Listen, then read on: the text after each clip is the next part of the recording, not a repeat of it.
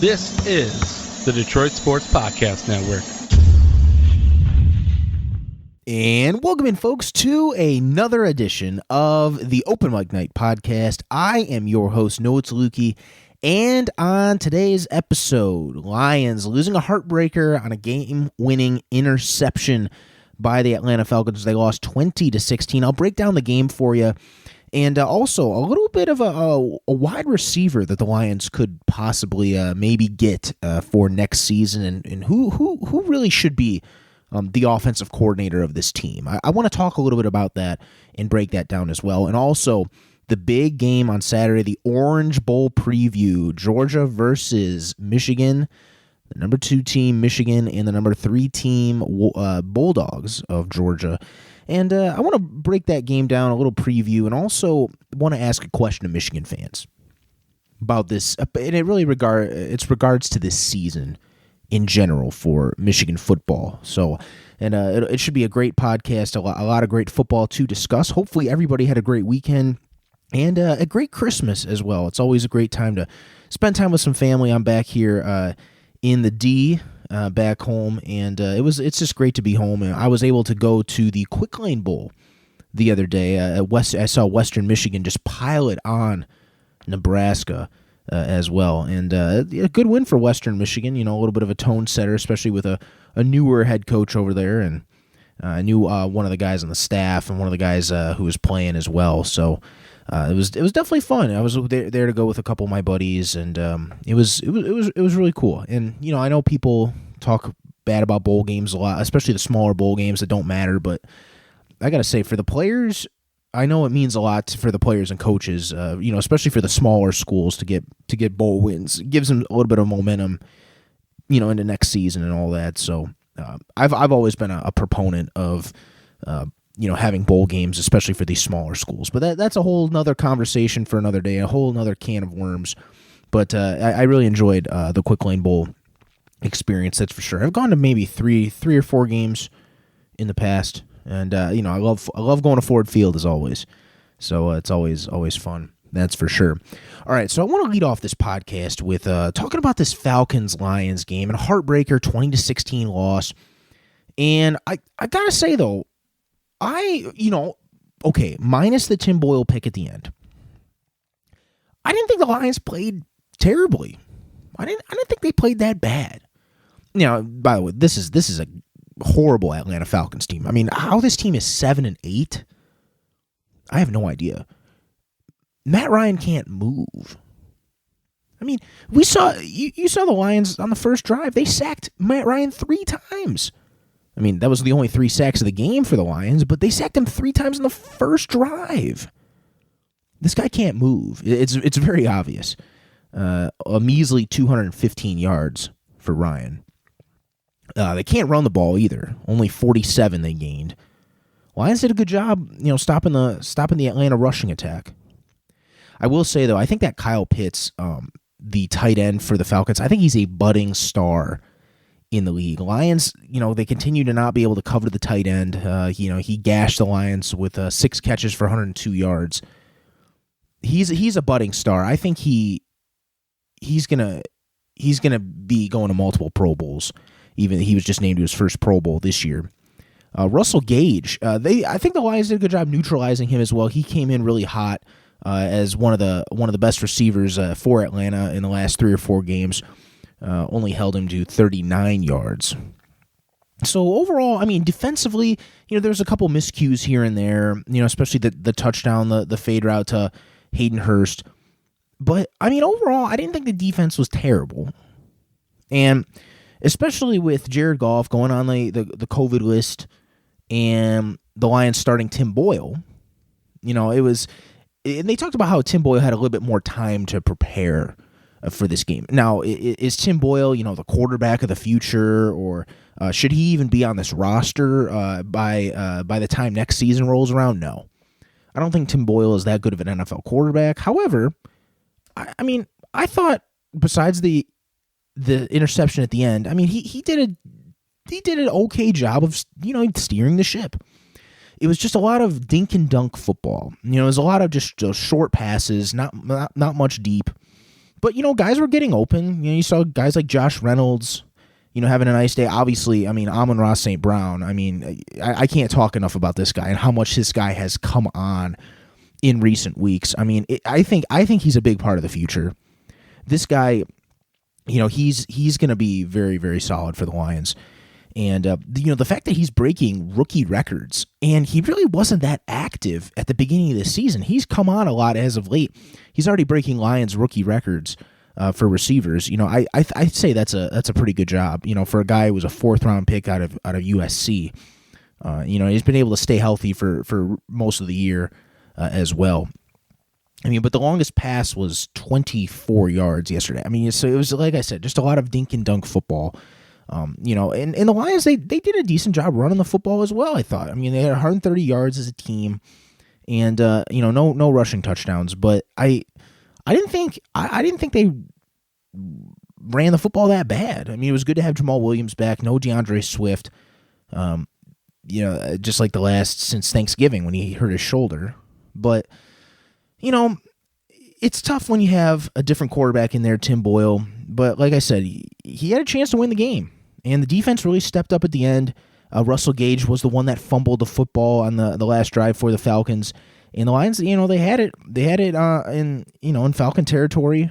And it's just funny, too, because there was the 2-minute warning, and then right after the 2-minute warning, as soon as that happened, Boyle throws the interception. And that just hurt because, nobody was there. No Lions receiver was there. It literally threw that right to the Falcon defender.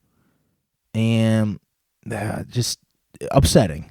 I thought the Lions were really going to pull that out because they were playing well the whole game. But, I think in the long run, the final score doesn't really matter. I think it just would have helped, maybe get a little bit more momentum kind of riding off the Cardinals win. But, right now, Jacksonville does own the number 1 pick.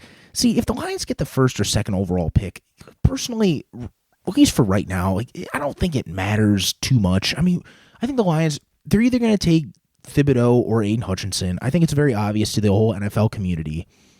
And one of those guys will be there at 2 if they get the 2nd pick.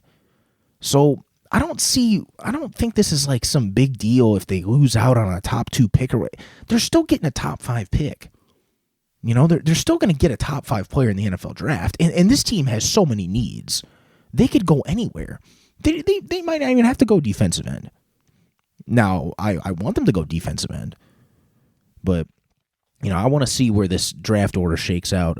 They play Seattle next week. It's funny. I was reading something about Seattle today. So the referee that's refereeing the game, Seattle versus the Lions next week in Seattle, is the same referee that officiated the Lions-Seahawks game on Monday Night Football in 2015. If everyone remembers that game, Calvin Johnson was about to score. He dove for the end zone, and the ball came loose. And then Seattle's Bobby Wagner, I believe, or KJ Wright, one of those linebackers, knocked the ball out of bounds. The rule was you can't touch the ball out of bounds. You can't bat the ball out of bounds like that on a fumble. But the refs didn't catch that, and Seattle ended up winning the game. Another call that the Lions that live in Lions lore for people being screwed on. So that's the ref for that game. I was reading that up. I thought that was kind of funny. But Seattle next week, and then Green Bay, the week after. So definitely a winnable game for the Lions against Seattle. That Russell Wilson's just not the same this year, especially after that injury, and just I know they have DK Metcalf, but there's not much more on that offense. And that defense is not. It's not the defense that it was under the old Legion of Boom. This is a very, very different defense, that's for sure. But I don't think the record really matters anymore. I think it's just really trying to get these guys trying to gain some momentum for next year, and seeing who's going to stick around. Who are the Lions going to carry into the offseason? Who are they going to cut? And I think it's just sort of who are the guys that we're going to draft as well? What are the positions of need that we need to fill? And I kind of want to look a little bit more to the future as well, because there's one wide receiver in particular that Mike Valenti brought up as a possible guy, and a guy that could be paired with St. Brown once they get maybe Cephas back, add some more depth. and a guy that I think really could be a number one wide receiver and really can showcase his talent, Michael Gallup from the Cowboys. Michael Gallup is a guy, I think he's very underrated in the National Football League, a true speed burner who can really take the top off a defense. But, he's a guy that's really overshadowed. There's a lot of big-name guys on that Cowboys team, like Ezekiel Elliott, Amari Cooper, CeeDee Lamb. I think he's just overshadowed by that. And, he's young, he's 25, and he's about to be a free agent. Why not the Lions try to go after him? He could be the number one receiver. He doesn't have to worry about any, big names in Detroit. He'll be the number one guy if he comes.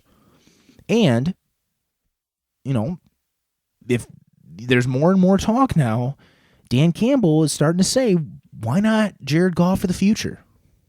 Which that's a whole other story. I don't agree with that. I'm sticking to my Jared Goff opinion. I don't think he is the quarterback of the future for the Lions. But hey, if their plan is to have him stick around for a couple years, why not get him? Why not get Goff a receiver, a reliable receiver? And Michael Gallup would be a reliable receiver. Now, he does have some injury problems. We know that. But he's a guy that can take the top off the defense, add speed, and in the NFL today, speed kills. Speed kills in the NFL. You need one of those guys. He can get open. He's a guy that I think would add so much to Jared Goff. I think he would. I don't think this would hurt Goff. I think this would only help.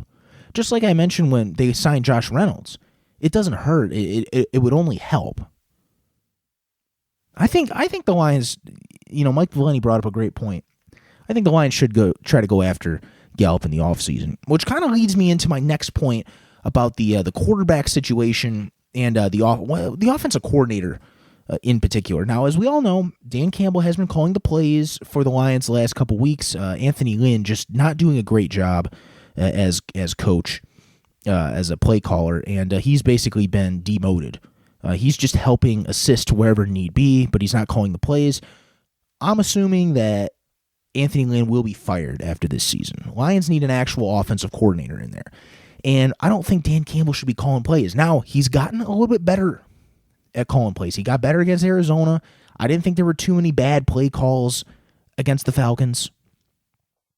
It was just that dink and dunk football. But, I mean, is dink and dunk football really going to win you many games in the NFL in the long run? You're going to have to throw some deep shots. Maybe it works at the end of the season here in a meaningless game, really, for both teams. But, come down the stretch of the season when you're trying to compete for the playoffs, that stuff's not going to work. So I think they need a bright offensive mind, and I think the guy for the Lions is Joe Brady. I think he deserves a second chance. He just got fired in Carolina as an offensive coordinator. I think he deserves a second chance as an offensive coordinator in the NFL. I do. Because you could see some of that stuff was working last year with Carolina. Some of those passing concepts that he brought over as the pass game coordinator from LSU in 2019 when Joe Burrow was setting all kinds of records in the SEC. I think Joe, and the other thing too is NFL, a lot of its relationships, especially on the coaching side. Joe Brady and Dan Campbell have a relationship. Joe Brady was an offensive assistant with Campbell, who was tight ends coach, from 2017 to 2018 for 2 years in New Orleans with the Saints. They worked together. They coached together. There's already a relationship there with Joe Brady. Why not at least interview him? I think he should be on the radar for the Lions. And they bring up Ben Johnson, the tight ends coach right now for the Lions, who's been apparently really a lot more active in the play calling and the passing game and all that. No. No.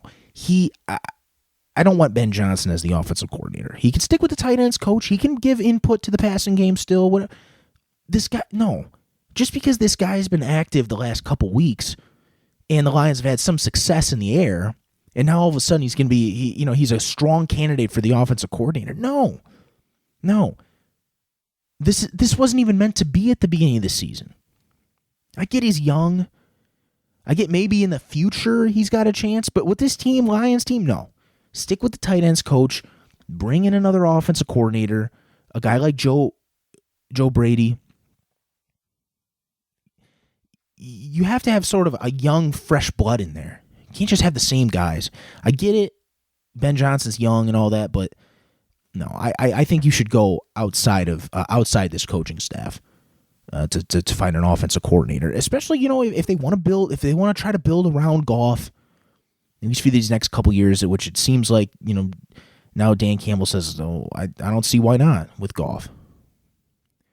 Yes, Goff has been playing better down the stretch. I get it, but long term, because it's all about the future. He's not the future of the Lions, in my opinion. He's not.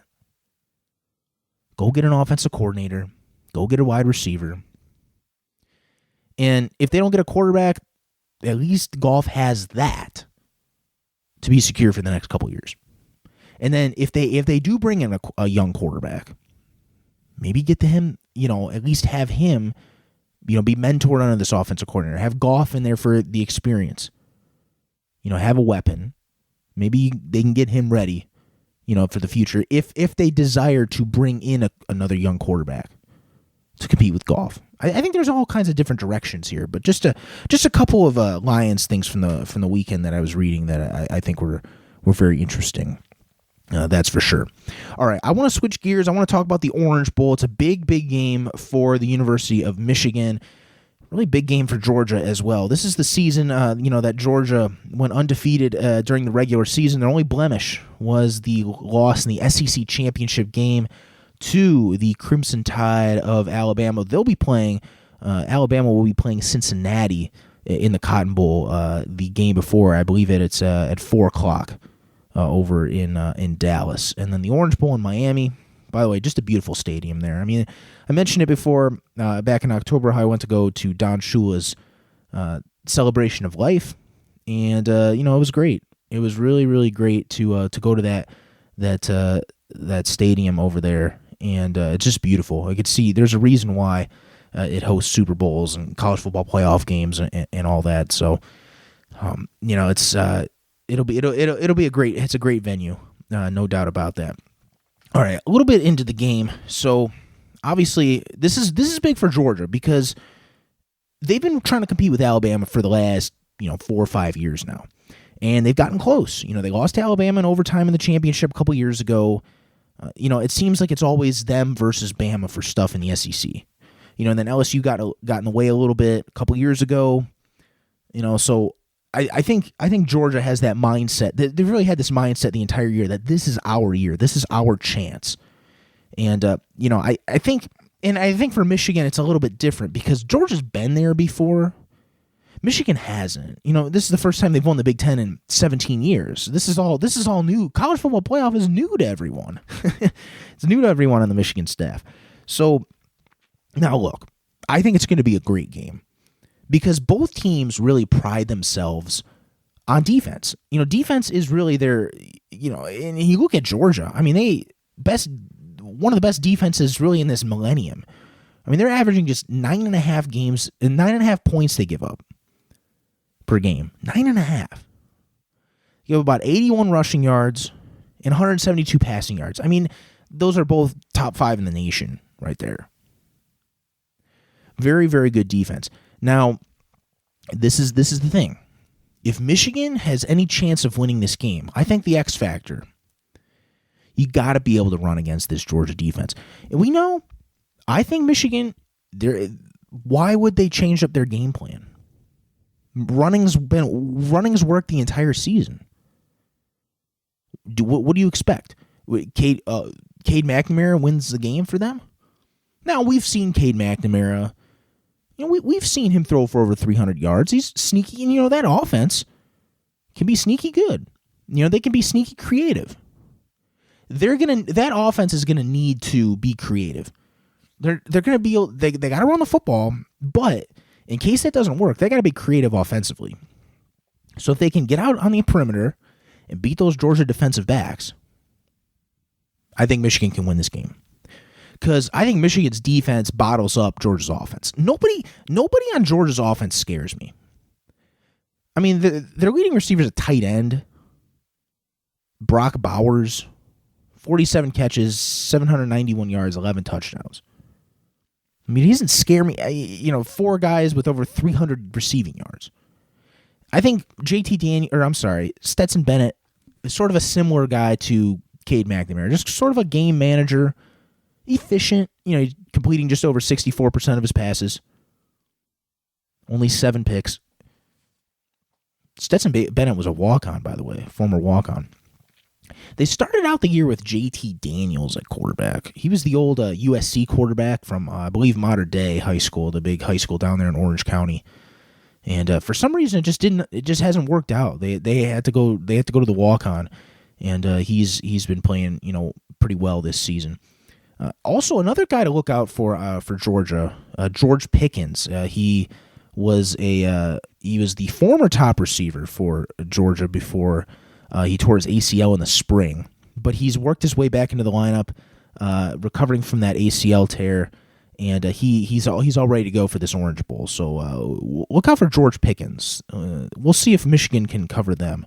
But obviously we know Michigan's defensive line. They're a little bit stronger, obviously, on the defensive ends positions with Aiden Hutchinson, Ajabu, than they are with the interior. But I think if they're going to throw the football, I think Aiden Hutchinson and company, I think they'll be able to get after the quarterback. But I just really see this as a defensive game early on, and then waiting to see if the offenses can figure out each defense. And we could see a very exciting half of football offensively, but I think this is a real back and forth battle. And I want Michigan, but I kind of think Georgia's going to win, and it's just going to be close.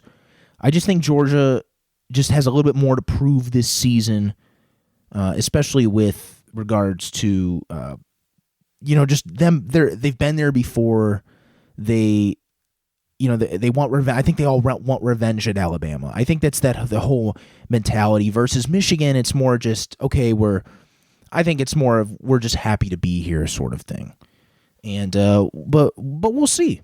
Like I said, I think it's going to be a competitive game. Obviously, Michigan's offense averaging just over 37 points a game, really just doing a phenomenal job against Ohio State. That offensive line really gave Ohio State a push up front. I mean, they were dominating their defensive line. And I think if Michigan's offensive line can get that same push against Georgia, they're going to have success running the football, especially with Hassan Haskins having a record-breaking year for Michigan with his 20 rushing touchdowns as well. And that sort of that thunder and lightning combo, Blake Corum also with just under 1,000 yards and 11 touchdowns this season as well. It's impressive too because Michigan's 12 wins this year, 7 of them have been over bowl eligible teams. So they've the teams that they've played, a little bit more competitive, I think, than Georgia's schedule. I understand it's the SEC, but the SEC, let's just face it, the SEC East is not as strong as the SEC West division. You're playing like Kentucky, Tennessee, and don't get me wrong, I mean, the SEC is the SEC. I think it's the best football conference in the country, but I think they're playing a little bit of the weaker SEC teams than Alabama is. I mean, Alabama's playing the LSUs, the Texas A&Ms. Those are the stronger teams in the SEC. And you saw that Alabama just manhandled Georgia. I think also, too, is, everyone's really scared of Jordan Davis. Jordan Davis, he finished in the top 10 of the Heisman. He's the star defensive tackle or nose tackle for Georgia. And the thing is that he's such a great run plugger, but he doesn't really have much of a pass rush. And he's just a situational type player, so he'll sub in and out, and he's a big guy. I mean, he's 340 pounds. You saw him get gassed though against Alabama. So, if they can get after him, if they can push him around that offensive line, because he's not going to have a pass rush. I think Michigan could have some success on offense, especially if they neutralize Jordan Davis. I think, like I said, I think it's going to be a really, really good game, and I'm really excited for it. That's for sure. All right, before we end, I do have a quick question, and I mentioned it in the little teaser at the beginning. A question for Michigan fans, and because I've been thinking about this the last couple weeks as well. Obviously, this is the first time Michigan has won the Big Ten in 17 years. They have never gone to a college football playoff. First time in. You want, like you said, like I said, you beat Ohio State. You won the Big Ten. You dominated Iowa. You really dominated Ohio State. Only loss was to Michigan State. Are you happy with this season? Are you happy? And what I mean is, regardless of the score of the Orange Bowl, if Michigan can get blown out in the Orange Bowl, lose to Georgia, would you still be happy with this season? Or are you one of those people that say, we got to win? Michigan has to win the entire national championship in order for this to be a successful season. I'm sort of in between, because I understand this is Michigan's first time in 17 years. I get it. But at the same time, I kind of feel, Michigan with the 2 seed, they're just trying to prove that the Big Ten can win national championships. I know they're competing against the big boys of the SEC. I'm kind of a little bit in the middle. But I think I would say maybe I lean a little tiny bit more towards just being happy that they're there, because they have accomplished a lot this season, given the circumstances of the history of the last decade of Michigan football. I think it's definitely an interesting question, but just my opinion on it, and I think there are a lot of Michigan fans might agree that this has been successful. They could have beaten Ohio State, lost the Big Ten, and it still would have been a successful season just because they beat Ohio State. But see, I think Michigan overachieved this year. I mean, they obviously went from unranked to now number 2 in the country. Nobody thought they'd beat Ohio State. Nobody would even thought they had a shot at the Big Ten this year. I think they had a 2% chance, I think I read somewhere. 2% chance at winning the Big Ten before the season. And now they're playing in the college football playoff. It's unbelievable. Georgia, you can't say that about Georgia or Alabama. They've won the SEC last couple of years. Alabama's a mainstay. Georgia's been to multiple college football playoffs. These guys have been there before. You're going up against the big boys of the SEC. It's going to be, I think it's going to be a real dog fight. No pun intended with DAWG, Ugga. I'm sure he'll be out in full Georgia gear. But like I said, I'm happy right now for Michigan. I am. I'm probably going to wear the Michigan sweatshirt. I just got actually a throwback Michigan hat for Christmas as well, kind of like what Jim Harbaugh wears, the old Bo Schembechler. I'm going to wear that. I'm going to wear it. And it should be a great New Year's Eve. That's for sure. Thank you again, folks, for tuning in, and make sure to tune in to all of the other great content on the podcast network.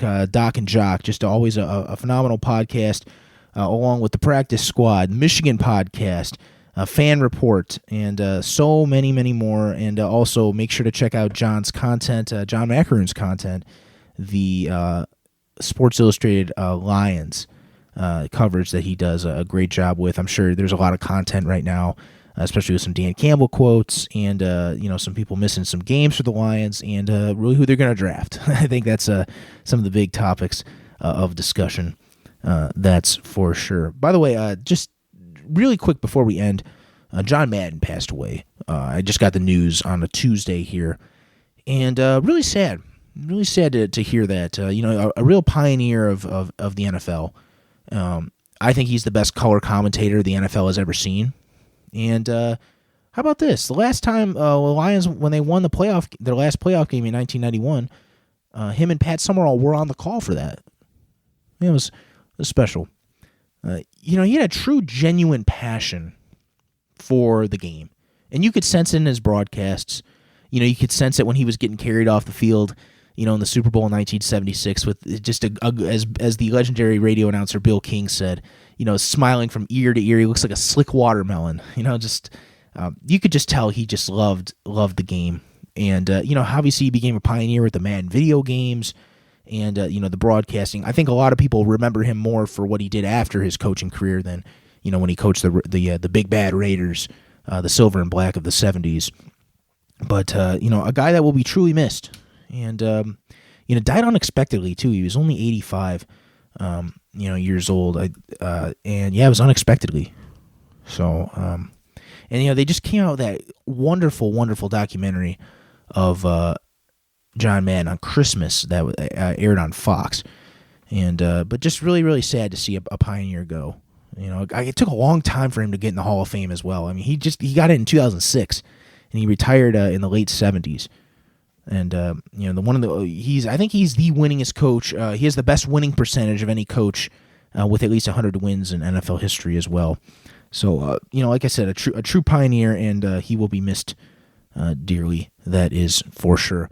Thanks again, folks, for tuning in, and I wish you, each and every one of you, a very happy New Year. And we're going to be bringing in 2022 next week, and it should be a lot of fun. Hopefully for some more Lions wins in 2022 down in the fall, in year number 2 of Dan Campbell's reign as Lions head coach. Thank you again, folks, for tuning in, and make sure to tune in the year 2022, only on Open Mic Night.